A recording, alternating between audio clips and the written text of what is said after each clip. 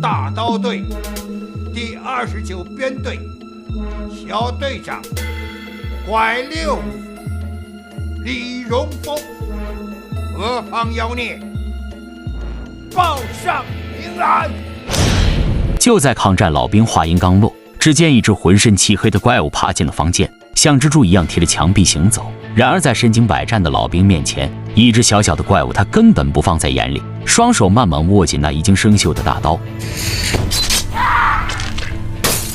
显然仅仅一个回合，怪物便被轰出了房间。然而这只怪物从何而来？故事要从几天前说起。这个男孩名叫小伟，全班同学正疯狂地向他丢纸团，而在一旁的老师静静地看着，并没有阻止。原因是在小伟的书包里找到了装班费的信封，所有人都认为是小伟偷了班费。小伟知道肯定是有人陷害他，可就算他再怎么解释，就连班主任也不愿意相信他。更过分的是，在校霸大壮的煽动下，小伟为了证明清白，先是脱掉了鞋子，又是被逼着脱下了裤子。然而一旁的老师只是对小伟说：“这是你唯一可以替自己澄清的机会。”这一刻他彻底绝望了，但小伟知道这一切肯定和大壮脱不了关系，于是他偷偷地带上录音笔，找到了小霸大壮一伙人，问是不是他陷害自己。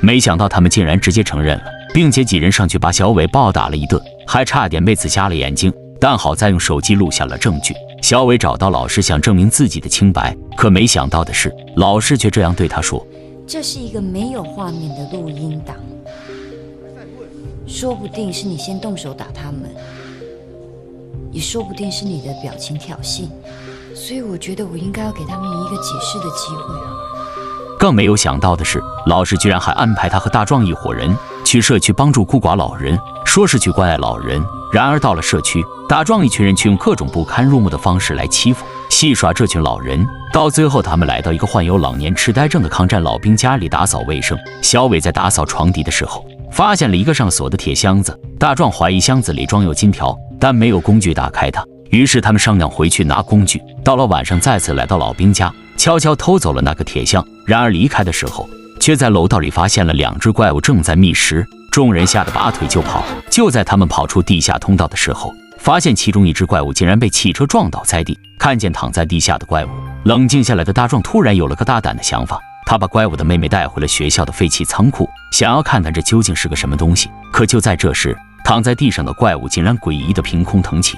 小伟一群人被吓得目瞪口呆，躺在地上的小怪物居然活了过来。只见他身体直接旋转了360度，看向了众人。小怪物似乎有点害怕他们，慢慢往后退去，结果退到了阳光下，皮肤好像被灼烧了一样，吃痛大叫，然后迅速跳到了墙上，贴着墙壁往上爬。大壮发现小怪物怕光，就找来了镜子，利用反光不停地照射它。无奈之下，小怪物只能躲进纸箱里。知道了怪物的弱点后，大壮露出了邪恶的笑容。果不其然，大壮他们把小怪物绑在了柱子上，用各种手段来折磨他。小伟看不下去，心里非常难受，但他不敢和大壮一伙人翻脸。与此同时，小怪物的姐姐发现妹妹不见了，发出了尖锐的嘶吼声，开始发了疯似的寻找妹妹的下落。循着气味，他先来到了老兵家里，没想到此时的老兵头脑变得异常清醒，只是简单的一刀就将大怪物劈出了房间。而另一边，大壮一伙人为了弄清楚小怪物是人是鬼，使用了各种方法，但这些对小怪物没有任何效果。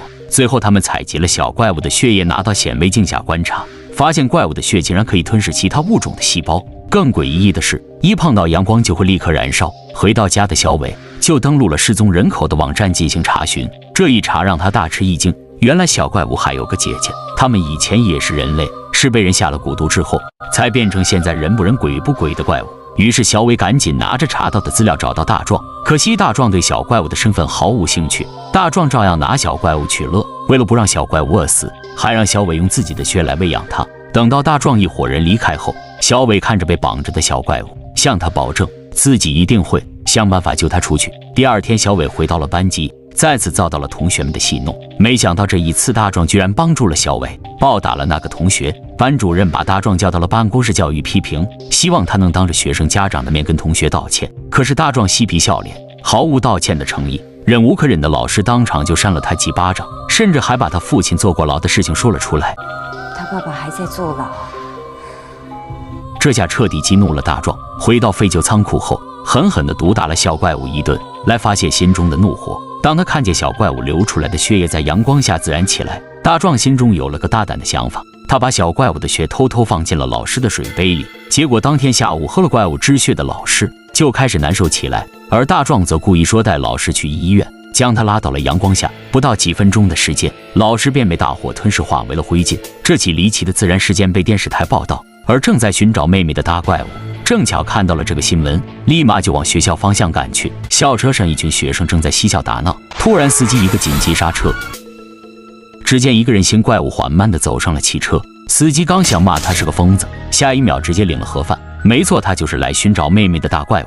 当他看见大壮女朋友脖子上的吊坠是用妹妹的牙齿做成的，这一刻他彻底失去了理智，整个车厢变成了人间炼狱。当大壮在新闻上看到女朋友遇害后，他痛苦万分，发誓要为女朋友小美报仇。大壮决定布置陷阱，他们先把关小怪物的仓库入口彻底封死，只留一个入口，然后准备好汽油，等大怪物过来后，他们就躲进废弃仓库关闭入口，最后放火解决掉大怪物。为了引怪物上钩，他们用小怪物的血液作为诱饵。果然大怪物闻到妹妹的气息，迅速赶来。没想到关键时刻，小伟率先冲进了仓库，把门反锁。他等的就是这个机会来报复大壮一伙人。之前受尽了他们的欺负，不敢反抗，他们虐待小怪物也不敢吭声，让大怪物来收拾他们是最好的结果。你干嘛那怪物啊？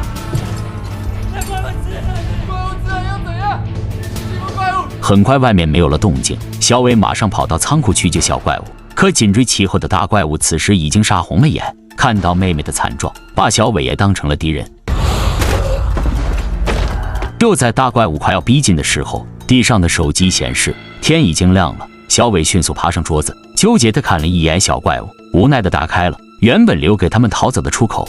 阳光直射进来，小怪物发出痛苦的哀嚎。怪物姐姐立刻飞扑到妹妹身边，为她遮挡阳光。只可惜在阳光的照射下，最终两只怪物化为了一堆灰烬。其实鬼神并不可怕，有的时候人心更加可怕。好了，今天的故事就讲到这里，喜欢的朋友记得点赞和关注，我们下期再见。